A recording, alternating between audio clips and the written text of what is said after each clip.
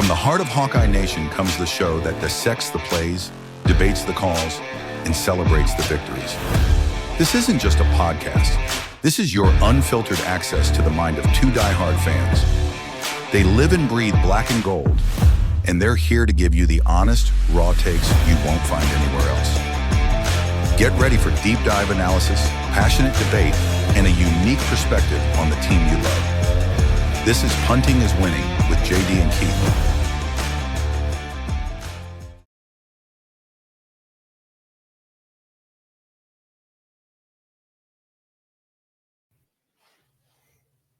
Welcome back, Hawkeye sports fans, to another episode of Punting is Winning, your all Iowa podcast. We are your hosts. That's JD. I'm Keith. Welcome back to another week of Iowa football. This last week, we can actually just say Iowa football, I think. Have basketball coming up here real shortly. But first, let's take care of question of the week from last week. Question was, which was more likely to happen, Iowa running for 250 yards or Iowa passing for 150 yards against Minnesota? Ironically, neither. But it's weird to say that when you win 41-3 that you didn't rush for 250 and you didn't pass for 150. I mean, you didn't even have 300 yards of total offense. But Minnesota was very gracious in giving us very short fields. Yeah, short fields and special teams touchdowns and interceptions for touchdowns, and they were just very generous in overall.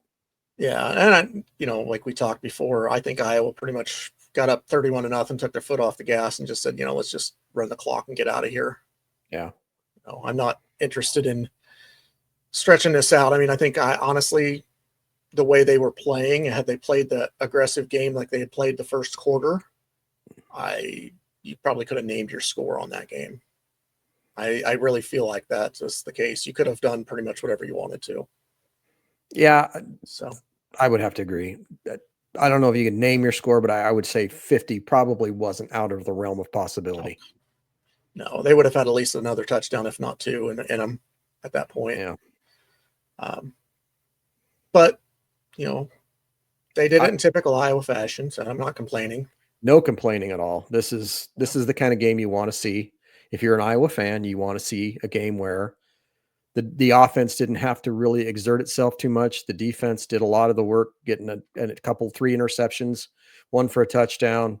Special teams did their job. It's just, Kirk Ferentz calls it complementary football, and this is exactly the definition of complementary football.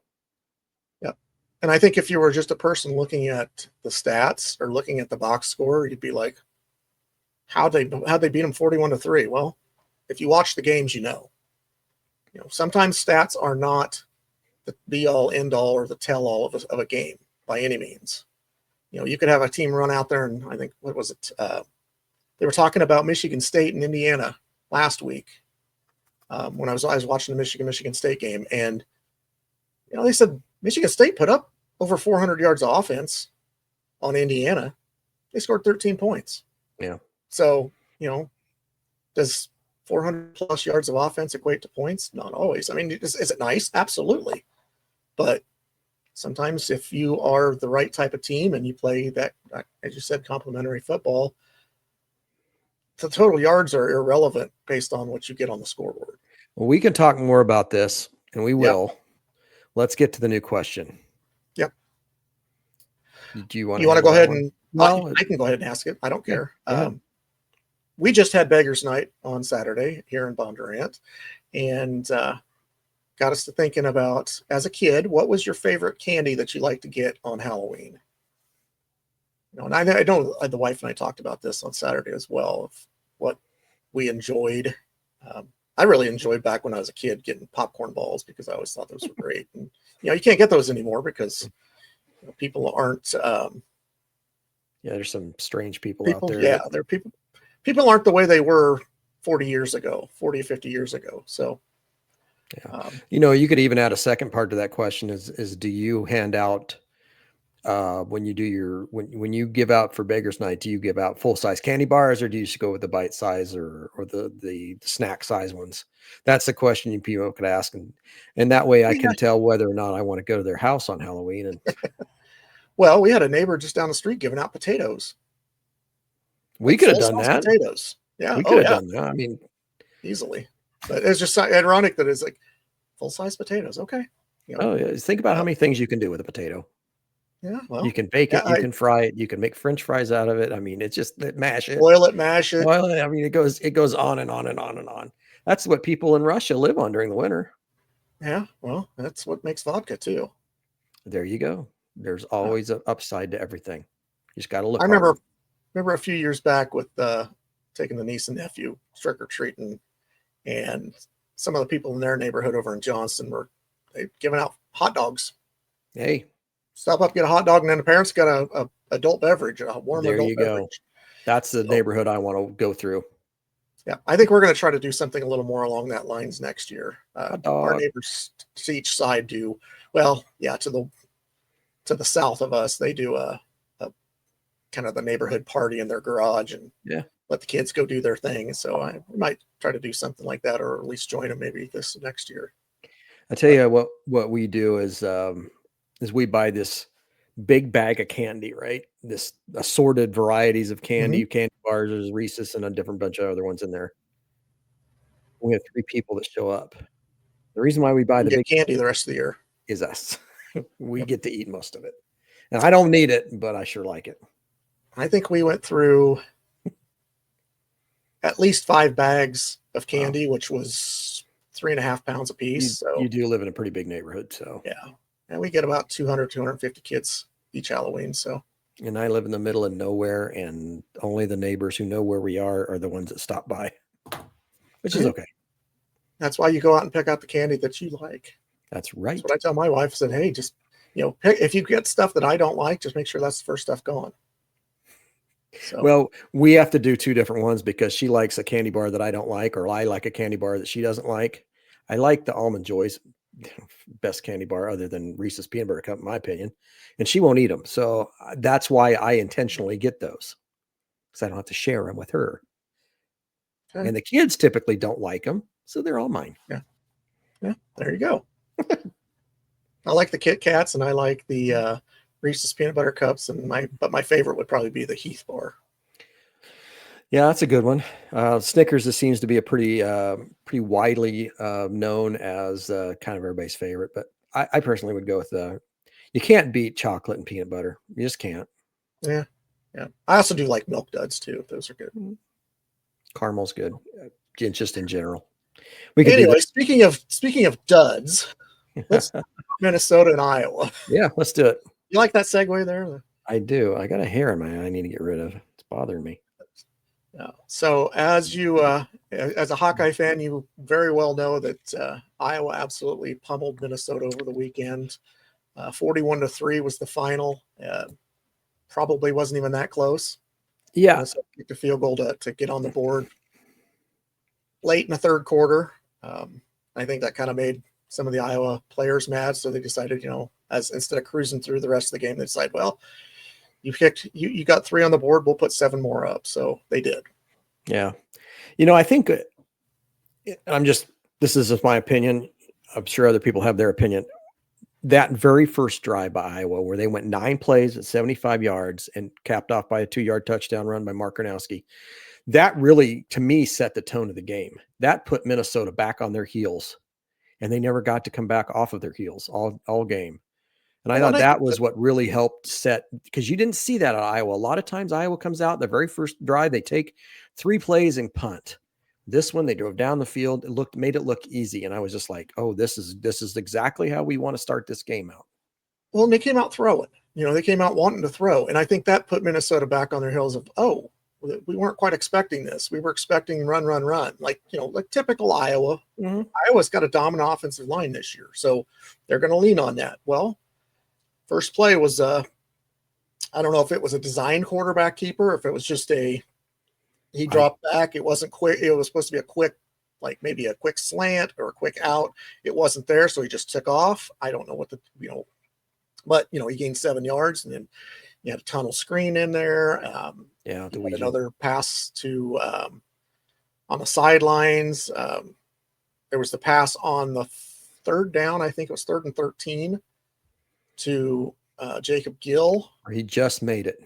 where he just did make it. I was a little concerned that they were going to go back and I think Iowa would have gone for it anyway, but but they showed that they were like, you know what, we're not just going to run the ball. They came out with a good game plan of good mix of pass and run. And had they been able, had they done that the entire game, because had it been a closer game, I think the stats would have been there. Mm-hmm. I think they were clicking. There was a couple of times he threw a couple clunkers that were at the feet or weren't quite.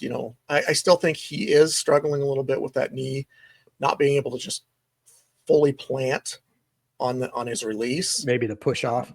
Yeah, well, no, it's the left leg, so I think it's the plant flow. I think it's the plant leg is he's not able to put the full, because you push hard off that left, but you're coming down hard, or push hard off that right leg, and you're coming down hard on that left. If you're not pushing off as hard because you don't want to come down as hard on that, you maybe don't have as much velocity behind it. You don't have the touch on it. I don't know. I think he's still being cautious with it, but I think there were times where I saw he just, that pass to Reese Vanders, he couldn't have been any better. I mean, that was good coverage. I'll give John Nestor credit for that. That was good coverage. Yeah. And it was just put in a spot where the only person that could get it was Vanderzee, and it was perfect. And he did adjust to that ball perfectly at the right time, at the right last second. He just, sometimes you don't see the ball until it's most of the way there, and you just kind of catch by reaction almost as anything. It's a lot of them. But that one is just like he saw it, he adjusted to it and made that twist to catch the ball. And it was just, that was a thing of beauty. And it was his only catch of the day. And it went for 29 and a TD. Was that his only catch? I thought he had 2. That was his only catch. I have him for 1 for 29 yards and a TD. Okay. I remember somebody had, I thought 2 for 50 at one point. Maybe that was Wetjen. It could have been. Wetjen. I think it might have been Wetjen now. I have him down here too. Wetjen 3 for 49. Okay. I could have swore they showed something early in the game that somebody had 2 catches for 50 yards, which I thought was, well, number one was unusual. Yeah. You think about this Minnesota team, and we talked about this a little bit last week. We kind of touched on it, that Minnesota is a completely different team when they're home versus when they're away. And there's no more evident of an example is what we saw this weekend. They thoroughly took care of Nebraska in Minnesota. I know it wasn't even that close. It was a dominating game for them.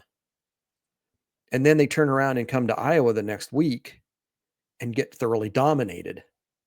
I don't think that's the team. I don't think this Minnesota team's as bad as what they showed. But I don't think they're as good as what they showed against Nebraska. So, you go back to that. You're never as good as you think you are. And you're never as bad as you think you are. And I think Minnesota falls in that category as they're not as bad as they looked Saturday, and they're not as good as they looked against Nebraska. Well, and I think Iowa is better than people anticipated. I think they are. I think they're coming together very, very well right now. They are, as I watched the Big Ten Network. I watched CBS Sports. I watched other networks. That it's a team that you probably don't really want to play too bad right now. I mean, not that saying that they are going to steamroll through the rest of their schedule, because they've got difficult games left on their schedule, and could very easily finish 1-3 potentially. I don't think but so. The way they're playing right now, it is a situation where that's a team you really don't want to play right now, the way they're playing. They talk about the fact that nobody's played Indiana as close as Iowa has. Right. And legitimately had a chance to beat them. Right. No question. Oregon is, I've seen Oregon fans that are a little nervous about this game, a lot more nervous now than they were at the beginning of the year. That's for sure. Well, let's talk about Oregon really quickly, because that's our next game in after the bye week. Oregon went out and played at home with Wisconsin last Saturday night in the rain. So you got to take that into consideration. And they only beat Wisconsin 21-7. Of course, they did lose their quarterback for part of the game. I don't think he's out for the season or anything like that. I think they said he could have went back in. They didn't need him. They just let the second string guy basically finish the game out. I don't think Wisconsin was going to really threaten them. They did score kind of a later touchdown. Wisconsin did to actually score for the first time in almost 3 hours of game time. So, you can look at people can look at that and say, oh, 21-7, Iowa beat Wisconsin 37-0 at their place. Wow, Iowa's really you got to temper yourself here a little bit. I don't think what you saw against Wisconsin in Oregon is the same team you're going to see in Iowa City. The only caveat to that is the weather, I think, in Iowa City is going to be a very determining factor, and time of game, I think, is another thing as to whether or not, and it won't be a night game because Iowa has allegedly played their last night game of the year. So you can guarantee it's not going to be a night game. It'll be 11 or 2:30. It's not going to be the 11 o'clock game unless it's on Big Ten Network. And I doubt very much with two teams like that the Big Ten Network's not going to be able to get that one. I believe that's either going to be a CBS or it's going to be an FS1 type of deal. Yeah. So, and CBS. Chances are, if it's at 2:30, I would rather see it be, honestly, I would rather see it be at 11 o'clock. That's 9 o'clock for them out there. I think that gives Iowa a slight advantage. But you just have to understand that we can actually, what we should hope for is cold weather. 30 degrees. Let those kids from Oregon who haven't felt 30 degrees yet come in. Let that ball sting them in the hands a couple times in warmups. Let them feel what it's like to get hit with cold pads. Iowa already knows what it feels like because that's Iowa. We're used to that stuff. Granted, it hasn't happened this year yet, and our weather's been pretty good. But if it comes down to a 30-degree day, especially if it's at 11 o'clock in the morning, I think that favors Iowa a bunch. That takes a lot of.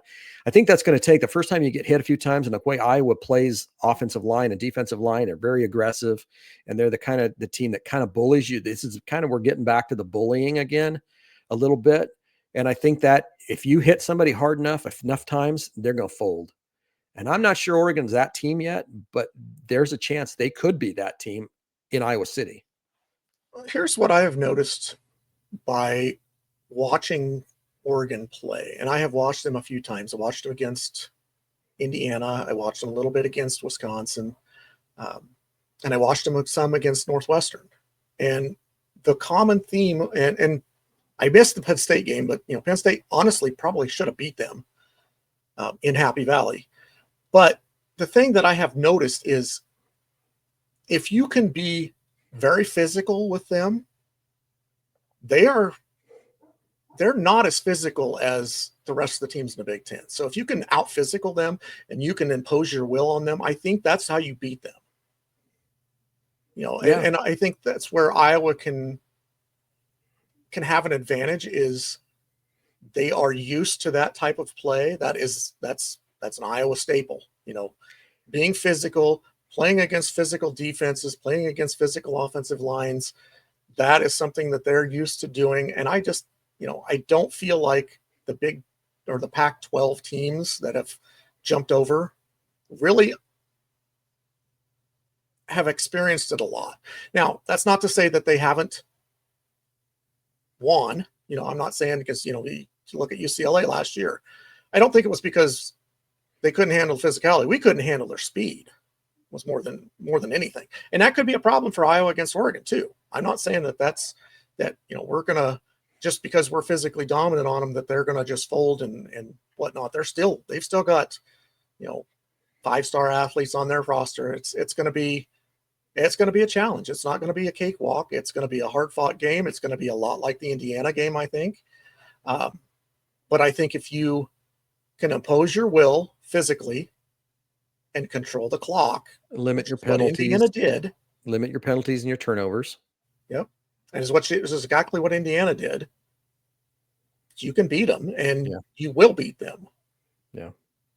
Well, I was watching, we were talking about this earlier, right before, and we talked about, I was watching the Big Ten Network just earlier before we came on, and, I was sitting there watching Howard Griffith and the other guy that's always on there. Yeah. Dave Revson. And they were talking about Iowa being a kind of a dark horse playoff team, but they had a tough schedule, and people are starting to give them a little bit of, publicity about having a good season, maybe potentially if they run the table. a 2-loss Iowa team, I don't know how you can hold them out. Was basically their whole point. And I'm like, yeah, that's true. If Iowa beats Oregon and, runs the table, beats USC on the road, which is going to be huge, and then beats Nebraska on the road, I don't know how you can leave them out. However, you lose any one of those 4 games, there's no way. Oh yeah, you get a third loss, you're done. So really, basically, at this point, Iowa is playing a tournament. The tournament is that if you win out, you get to go play in the tournament. So it's basically, it's a play-in game every week. It's a play-in game every single week. Lose and no playoff. Win, you're still alive. And that's how they've got to look at it. Every game is do or die. Because there's nothing wrong with a bowl game, but at this point, that's not what kids are playing for. They're playing to get to the playoff. Right. And anybody that isn't, you might want to check your motivation at the door, because you're not part of a team that's, I don't think anybody would want you if you don't want to strive to be the best you can be. Yeah, some of those guys are playing on teams where they can get the playing time to be NFL prospects. So, I get that too, because that's your career to an extent. But yes, you're right. If you're not playing to want to be in a position to win a national championship, then you're probably playing for the wrong reasons, unless you're playing just for that as, hey, I'm not concerned with my college accolades. I'm more concerned with what I'm going to do as a pro. Okay. I can buy that too, but that's kind of selling yourself short, I think. But by the same token, as a team, you get together and your goals as a team are to win every game, get to the playoff, win every playoff game, and win a national championship. If that's not your goal, then you shouldn't be playing football. Yeah. However, when you get to the 3rd or 4th week and you're 0-3 and 0-4, those goals for that goal is out the door. At this point, you got to reassess what your goals are and strive to achieve what your next available goal is if you are to be successful. Like, oh, well, since we're 0-3 or 0-4, I think at this point, we just want to get to 6 or 7 wins so we can go out and play a bowl game somewhere. We'd like to extend our season and play and have a good time. And I don't know. That was the mentality maybe 10 years ago. The mentality now is 3 or 4 losses. Where's the transfer portal? Where am I going? And I'm not going to play in some meaningless bowl game and risk getting hurt. So yeah. And I honestly, I think the bowl games are more for the guys that aren't going pro. It's more for those younger guys that haven't played a lot. You get that extra, 14, 15 practices in there. Coaches to evaluate starting into the next season. That's why I don't think there's a lot of structure put on those bowl games anymore, as they, as much as they were, even 5 to 10 years ago. I know we strove. It's like, we want to be in the best bowl game. If we're not going to play for a national championship, we want to be in the best bowl game possible because that's prestige, whatever. And I don't think that's the case anymore. I agree with you completely. But it is very good for the younger players, the guys that are, going to stick it out. And it's good for teams like Iowa who have less guys that really go into the transfer portal and do stick around more. Developmental programs. Developmental programs. The Ohio States, the Michigans, the Penn States, those guys are going to jump in the portal. They're not going to care. That's far less important to them. You're going to see a lot more opt-outs, all that stuff. But the developmental programs in the Iowas, the Iowa States, the Kansas even, those teams, I think you're going to see less players opt out because they feel more of an obligation to that university and to their fan base. Right. They don't look at it as, well, I'm a surefire NFL prospect, so I'm not going to risk injury. There are certain exceptions. Caleb Johnson was an exception, but look at guys like, we have the tight end 2 years ago, Laporta.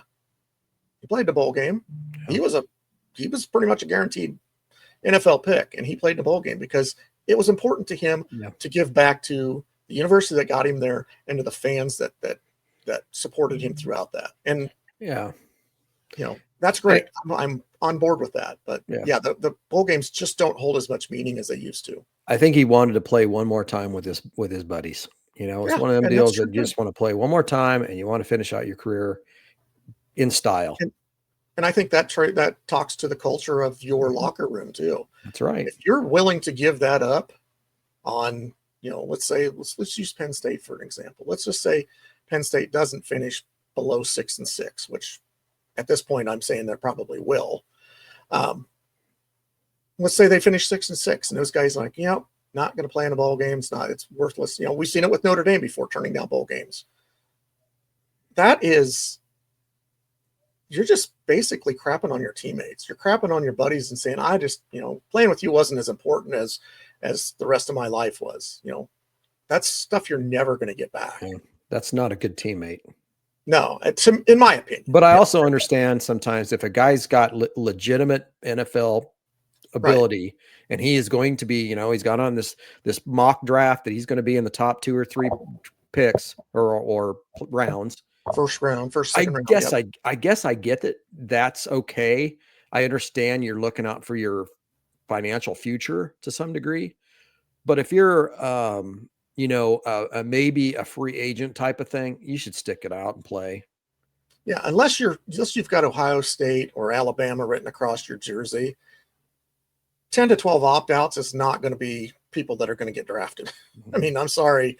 Iowa doesn't have 12 guys get drafted year in and year out. So if there's 12 guys that opt out, at least half of those guys or more are opting out for selfish reasons of, they're not going to be draft picks. And that doesn't happen that often. No, I'm not saying that. I'm just using that as an example. I agree. Anyway, I could talk about this all day long. But let's talk about a little bit about the defense for Minnesota game. Yes. Your thoughts. Give me your thoughts. My thoughts are, I thought they played a very, very aggressive defense. They blitzed when they had to. They man pressed. They stayed with the receivers. There was very little blanket that they left them open for any, it was just, they were with them the whole time. I don't know if Iowa just looked at Minnesota and said, this is a team that I don't think is going to be able to beat us deep. They've got one kid, Brockington's pretty decent, good hands. I don't know if he's a speedster. He didn't seem to have that speed that you got to watch out for. There wasn't, like Indiana has those 2 guys on the outside that can burn. They're just burners, and they can get behind a defense fairly easily. I don't think you saw that. I don't think Minnesota had those guys, and maybe they did. They just didn't show it. I've not seen it.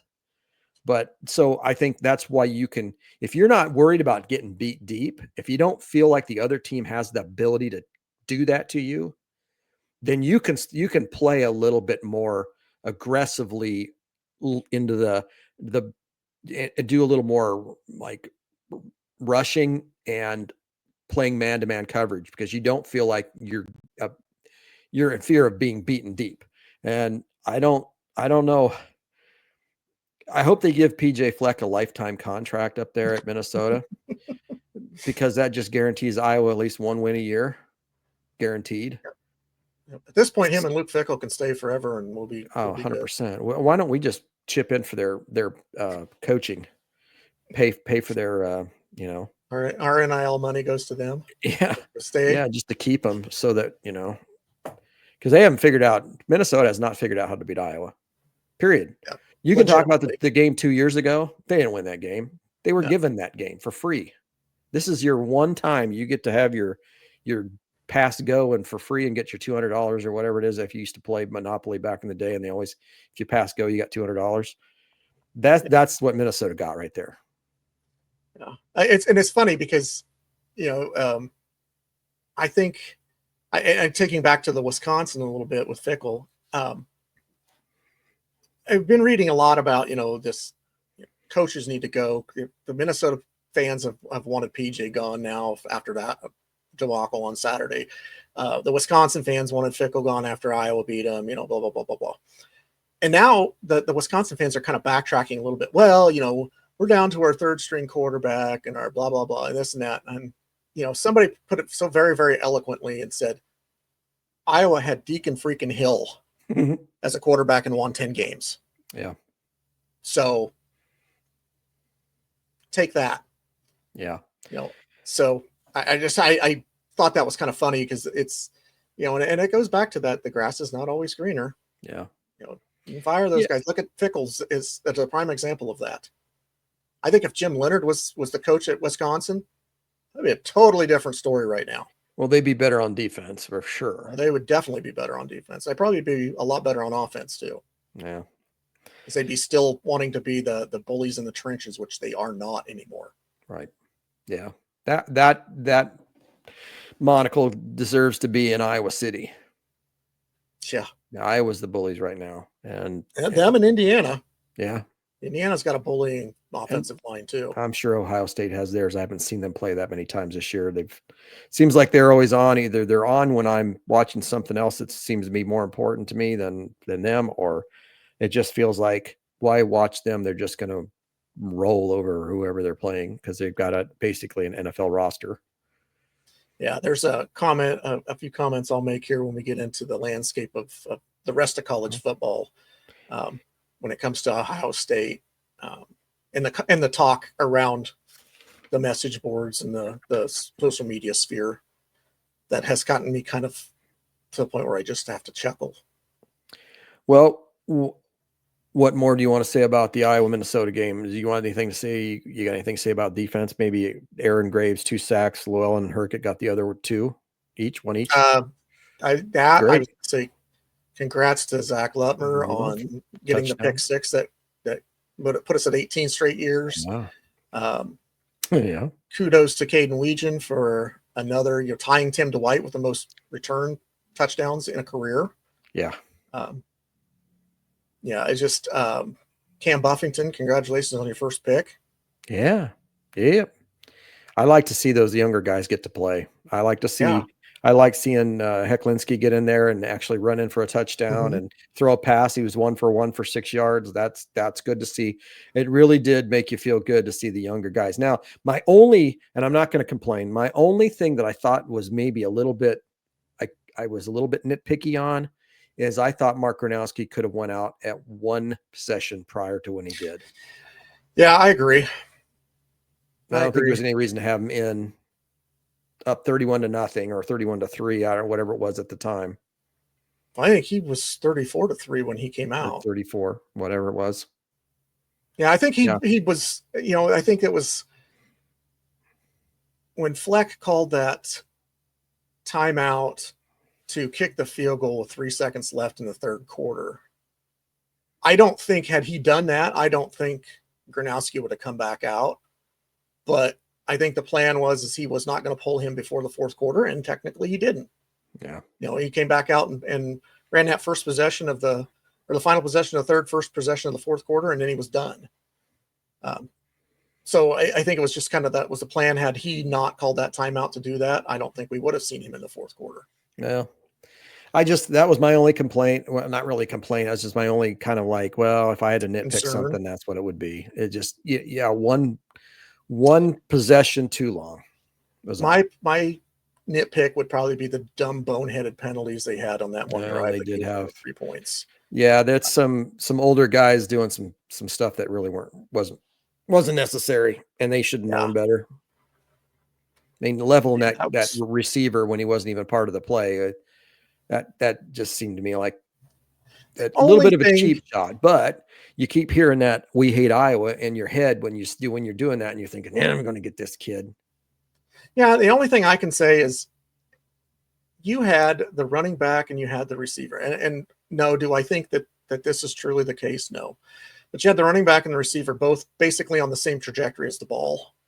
Had that running back not put his hands on that ball was going to the receiver behind him, which is the one that he leveled. Now, he didn't have his hands up. He didn't have, he was basically just looking away, and he decked him, and rightfully so, got a personal foul. He's lucky he didn't get targeting on that. Yes. Because that would have sucked to lose him for the first half of the Oregon game. Yes. So, well, he would have been saying "we hate Iowa" through a wired up jaw, that guy. Yeah. So, well, let's talk a little bit now that we've kind of touched on the Minnesota Iowa game. Let's talk a little bit about the landscape of what we saw throughout the weekend in college football. Anything stand out to you? Something that maybe kind of surprised you, didn't surprise you? What? Mississippi State, Texas. Mississippi State had a 17-point lead going to the fourth quarter and lost it in overtime. Terrible. Yeah, didn't Texas lose Arch Manning in the end of the at the very end very end of the fourth quarter, right before overtime. Okay, so I didn't watch it because I was so disappointed. I wanted to see Texas take another loss, and I turned it over specifically because I saw that when I turned it over, it was 38-28. And I thought, wow, this is getting late in the game. This is going to be difficult.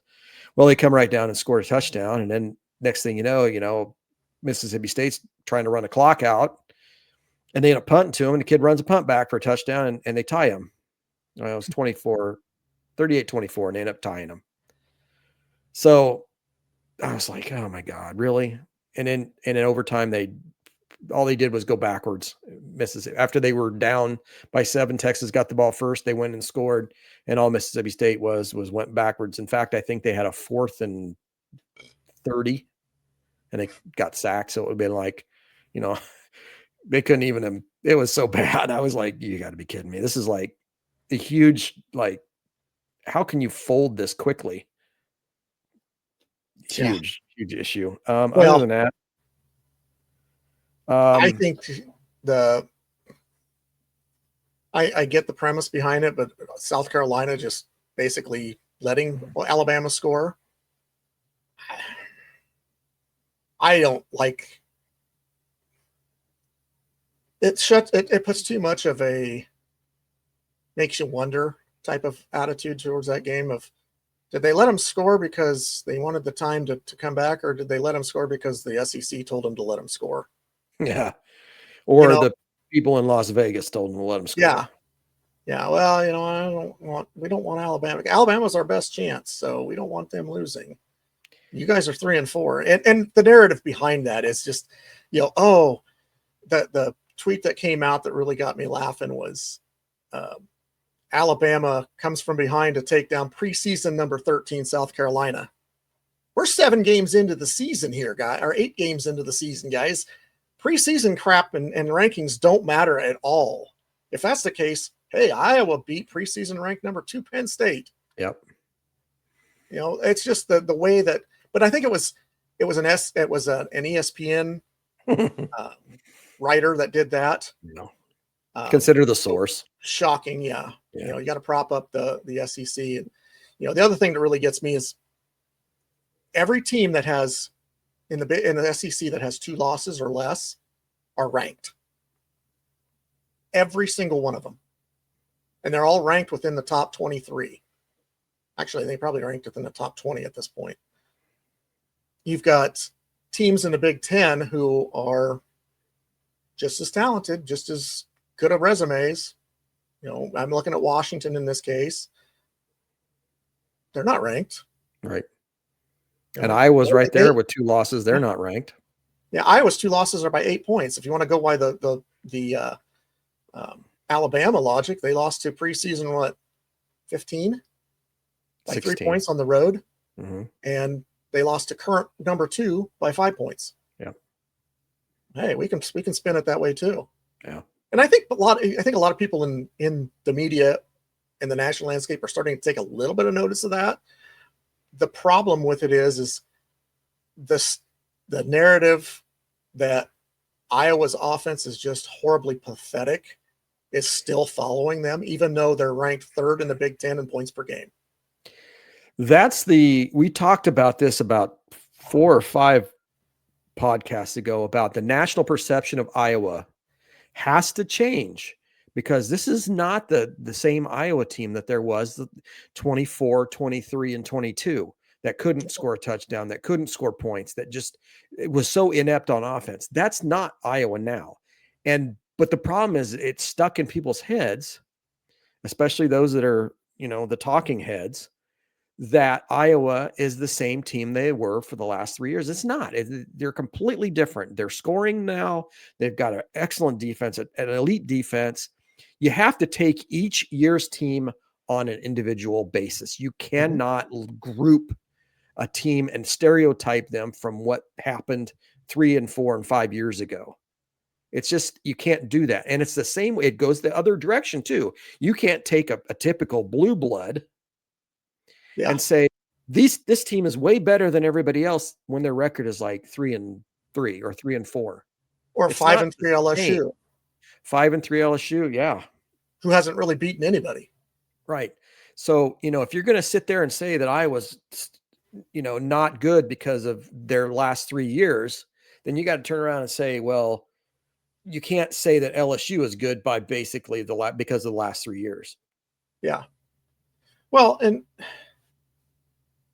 the other thing that goes along with that is, you see that even the fans of other teams in the Big Ten are starting to take notice of it. And they're saying, as much as I dislike Iowa, they are not inept on offense. They look pretty darn good this year. Yeah. And I'm seeing Nebraska fans saying that, as much as I hate to say it, Iowa is a pretty darn good team this year, and their offense is putting up points. It frustrates me when you see the games where like, oh, we're going to pick the Minnesota Iowa game. We're going to pick the winner. And we're going to go with Iowa, but we're going to say it's probably going to be 13-10 or 16-13. When was the last time outside of the Indiana game that Iowa scored less than 20 points? Iowa State. Yeah. Outside of the Indiana game, prior to, since the Indiana game, they haven't had that. Right. They're averaging almost 33 points a game in league play. That puts them third in the conference. Yeah, they scored 38 against Rutgers. They scored 37 against Wisconsin. They scored 25 against Penn State. They scored 41 against Minnesota. They scored 15 against Indiana. 15 against Indiana. So you got to add that in, but yeah. Yeah, so it's this old tired narrative of, well, Iowa can't score. Yeah, Iowa doesn't have the lethal passing game that for whatever reason, people seem to think, oh my God, you got to have the lethal passing game or the points don't matter as much if you run it in. If you've got a complementary passing game that's good enough to keep people honest, I'm fine with that. I don't need to I would rather have stats like we had Saturday night. 135 yards. 133 yards rushing, 141 yards receiving or passing. The way around. No, it was 133 rushing, 141 passing for 274 yards. 274 Minnesota, 133. Yep. I'd rather have 274 yards of total offense and put up those 41 points against Minnesota than to have 400 yards of offense and put up 10 points and get beat. Sorry, those rushing touchdowns and those defensive touchdowns, those special teams touchdowns, they all count just as much as a passing touchdown. Just because we don't throw the ball to do it, maybe we throw the ball sometimes, keep a defense honest to get down there. And then we can quarterback sneak from the 10-yard line because we're good enough. So what? It still counts as 7 points or 6 points. Well, we're getting away with it now. We're getting away with it now, but how long do we continue to get away with it? I understand that, and I agree with that. There's got to be some semblance, but I think we've shown steps of progress. Yes. Again, with Minnesota, I think we could have kept on passing the ball on them, but it's like, why? We Didn't need to. So we went to the running game. We're basically just saying, let's just run some clock and get the heck out of here. Yeah, let's limit the risk of letting them in the game based on an interception return for a touchdown, giving them any kind of life, sack and a fumble on a where somebody hits from the blind side, they fumble, picks it up, goes in for a touchdown.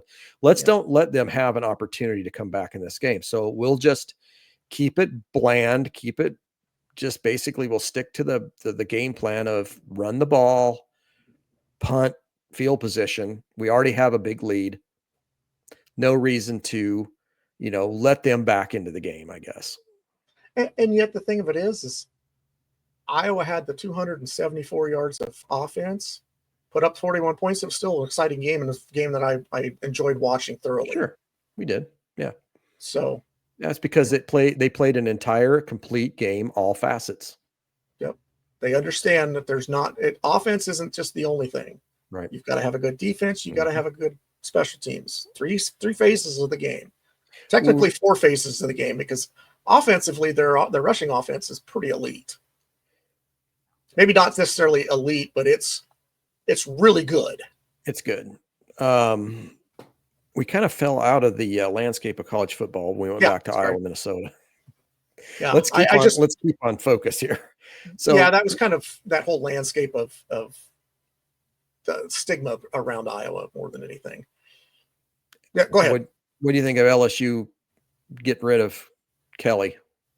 Doesn't surprise me one bit. Doesn't surprise me. They don't mess around down there. If you don't win, you don't stay. That's period. Well, not only that, but he just was not a good fit for them. He was. When he came out there, when he first came out, and they introduced him, and he tried to do some Southern drawl thing that everybody was like, "That's fake. Why is he even doing that? That's stupid." And that kind of gives him a bad look right from the very beginning. He's like, "Who are you trying?" They're like, "Who are you trying to fool, buddy? We know you're not from the South." Well, and here's the thing about him is he is very, very egotistical, and he's kind of like that. It's never his fault.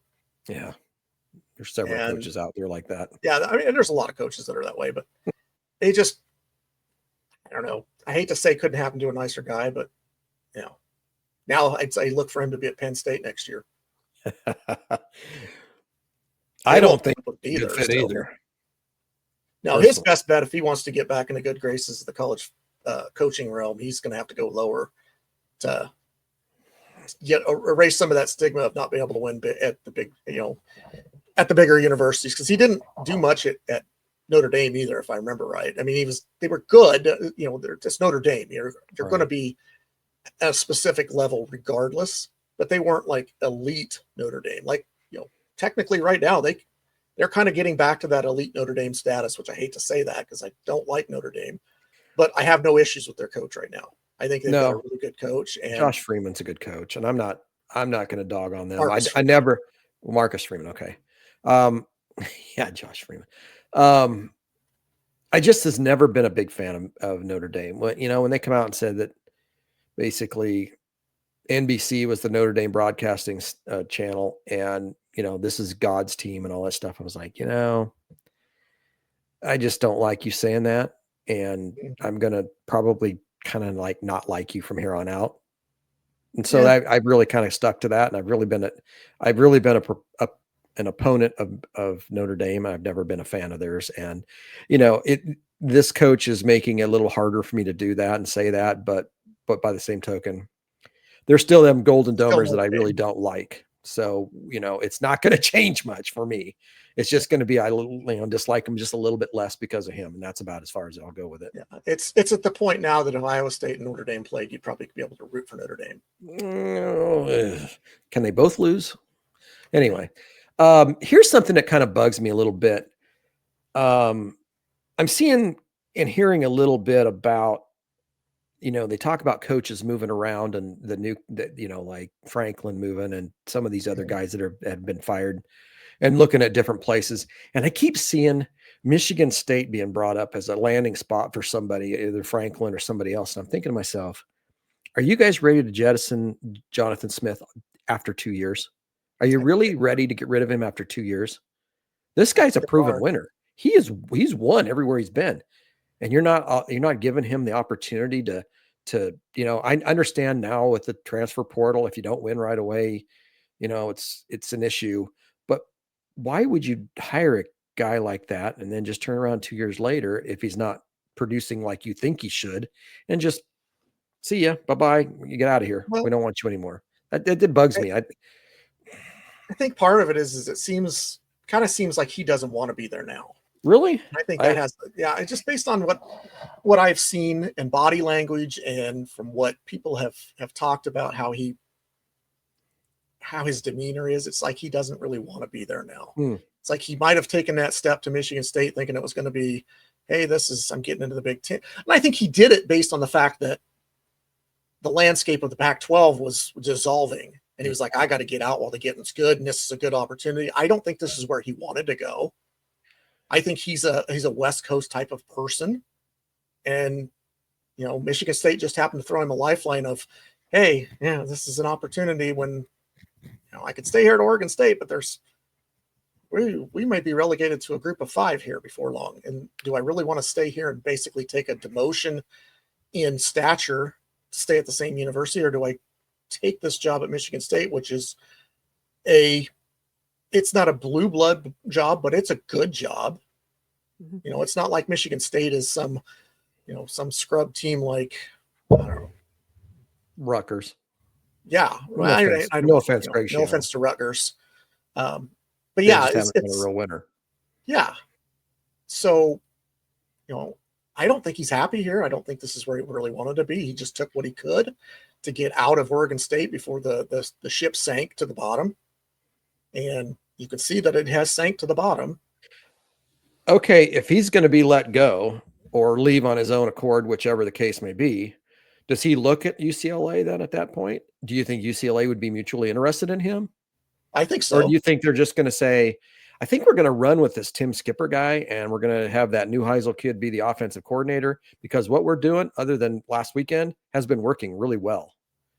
Yeah, and that could be. I think they'll go through the process, and he might be a viable candidate for it. And, if it comes down to he is the most logical choice, or he's the one they can get at the right price, they might pull the trigger on that. Otherwise, they should be looking in-house of what they've already got. I mean, this guy has taken a team that I was wondering if was going to win a game at all. I go into it week in and week out, outside of the Indiana game, thinking they got a legit shot in this game. Yeah. So yeah, I think they're going to pull some upsets coming up with Nebraska and USC and well, I mean, I think they're playing right now. They could be playing for Iowa. You beat Nebraska, you beat USC, and you get those teams with more losses. It just helps Iowa move further up the ranks, especially if Iowa just, continues to win. I'm not saying, people are going to say, the main thing. You got to take care of business first. Yeah. People are going to say Iowa with 3 losses, 9-3, and they're still not going to be in the playoff. Well, 9-3 teams could make the playoffs, but Iowa won't. And the reason is what we talked about before. The stigma, the can't score, they can't. That's, even though it's not true this year, that's what's hanging over Iowa's head, is the national pundits talking about how it's the same team as always is. Well, it's not. And I'm not going to go through this, we just did, but that's the problem with Iowa, is that they're just not being thought of in that same breath. Well, and part of it is the artificial inflation of how good the SEC is. So, you're not going to take a 9-3 Iowa over a 9-3 SEC team. No, they'll throw an absolute fit because 9-3 Alabama didn't get in last year, even though 9-3 Alabama lost to 6-6 Oklahoma and was it 6-6 Wake Forest? They lost to somebody they shouldn't have. But they did this year too. They lost to Florida State. It was bad. That is a terrible loss. Yes. But at the time, it didn't seem like it, but now it does. But because it happened in the first week of the season, they're gonna it's a blip on the radar. We're gonna forget about that because we've overinflated the SEC's rankings so that you can say Alabama just went through 4 weeks of playing ranked teams and beat every one of them. Okay, how many of those struggled with South Carolina? Yeah, you struggled with South Carolina. Oh, South Carolina would beat Indiana. No, they wouldn't. Not even close. No, they would not. No. Sorry, you can't convince me of it. You can talk all the crap you want about Indiana, but I'll be the first to be on their bandwagon of that's a legit team. That's a legit national title contending team. Agreed. South Carolina is not arguing. Agreed. There's maybe 2 teams in the SEC that can give them a run for their money. And based on what I've seen, those 2 teams are probably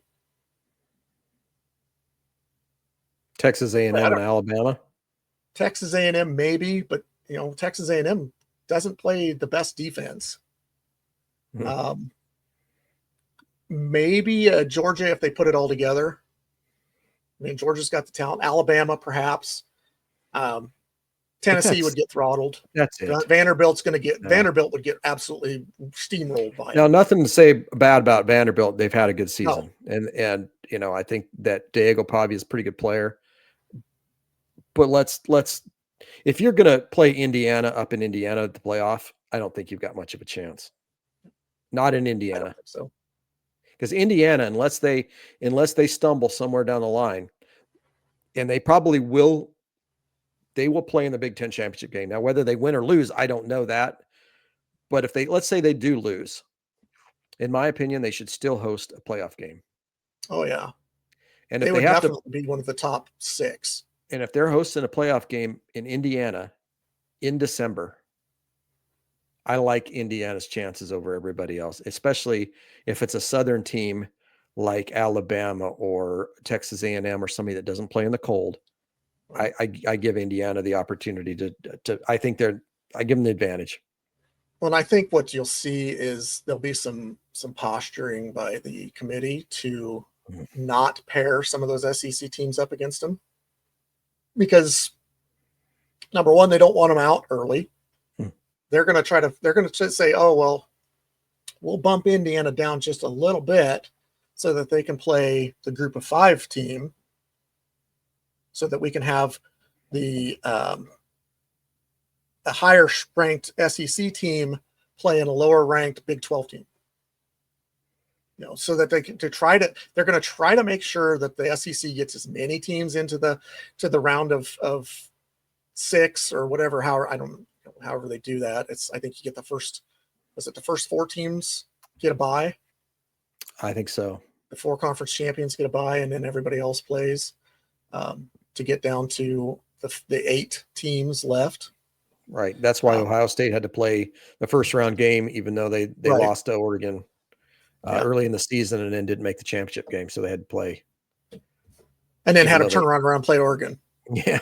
And won. So, I mean, there you go. Yeah. So anyway, the other thing about it was just, the stigma of Texas A&M being better than Ohio State. No. And here's my argument to that. Texas A&M has not really played anybody. Ohio State hasn't really played anybody. They're talking, Texas, that's their best win, and they only beat them 14-7. Here's the thing that if you're going to throw out Alabama's loss at the beginning of the year, then you throw out Ohio State's close win against Texas, which really wasn't as close as 14-7. I mean, it was Ohio State pretty much manhandled them, but Ohio State has given up less points on the season than what Texas A&M gave up against Arkansas. Yeah. There's no question about Ohio State having an absolute elite defense. There's no question about it. And that might be a little bit of their schedule too, because I think the best team they played all year right now, to be truthfully honest, is probably Washington or Illinois. And Washington just beat Illinois, so I would call Washington better than Illinois. Well, yeah, I'm just saying from a decent team standpoint, and I guess they beat them in Pullman, or not Pullman, Seattle.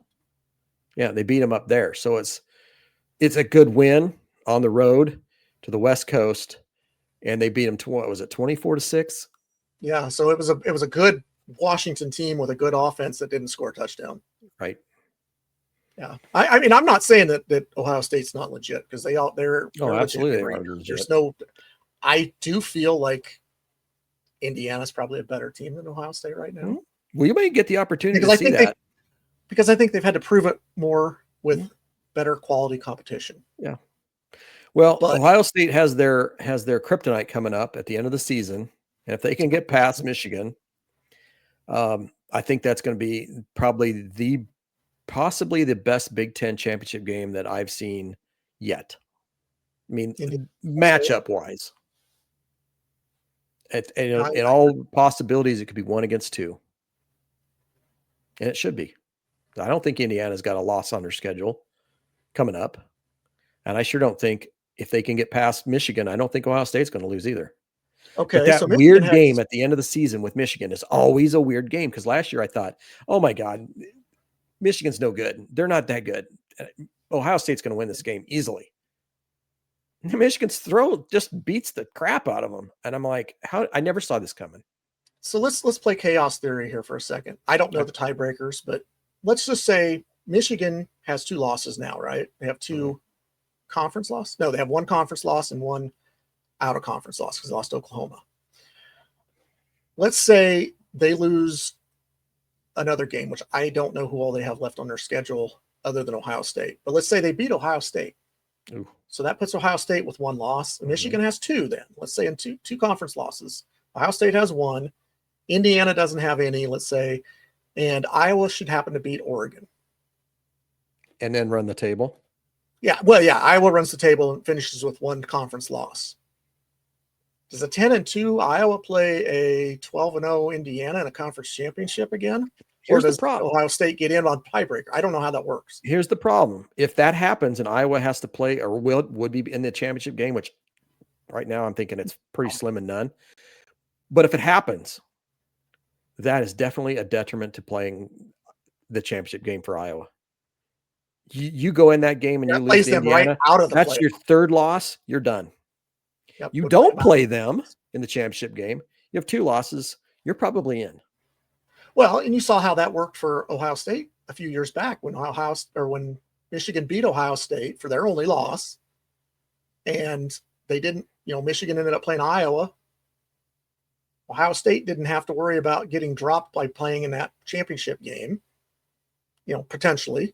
It didn't, but yeah. That kept them in the CFP at the time that was just the top 4. Yeah. So so Iowa, don't play in the Big Ten championship game. If you get out, try your darndest to not play in that championship game. Well, let's say if that's the case, we want to win out, but let's just say we want Ohio State to beat Michigan, and we want Ohio State and Indiana to be undefeated at the end of the year. I think that's the best matchup anyway. I mean, if it ends up happening out that Iowa would play Indiana in the championship game, I mean, I get it. We'll definitely play the game, and we'll go into it with the idea that, hey, they only beat us by 5 the last time, and we actually had a chance to win that game. We probably should have won that game. We may be able to beat them this time. So I guess you could look at it that way too. Yeah. But personally, I would rather not take the chance of losing and not being in the playoff, or not playing the game and actually being in. Yeah, I'd rather go 10-2 and not play in the championship game and have that almost feel like a lock for the playoffs than to play 10-2 and have to play in a championship game and possibly end up 10-3 and be out. Right. Yeah. Yep, absolutely. I mean, you look at Iowa State, that's what kept them out last year. Yeah. So, but I think they had to play that. They had to win a championship to be in anyway. They wouldn't have gotten in regardless. But the problem with Iowa State this year is that I think that's the game. If Iowa would happen to drop one more game, that's the game that you're going to look back to at the end of the season and say to yourself, that's the game that probably kept us out of the playoff. Yeah.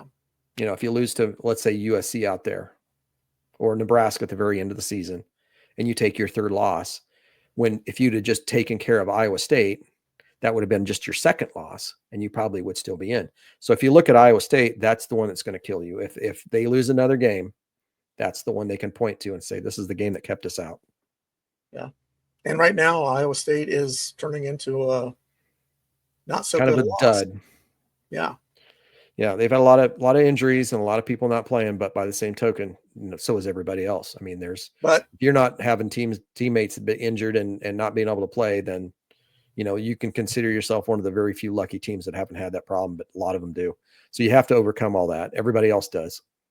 For Iowa State, they've got Arizona State, TCU, Kansas, and Oklahoma State left. So, they're going to get the win with Oklahoma State.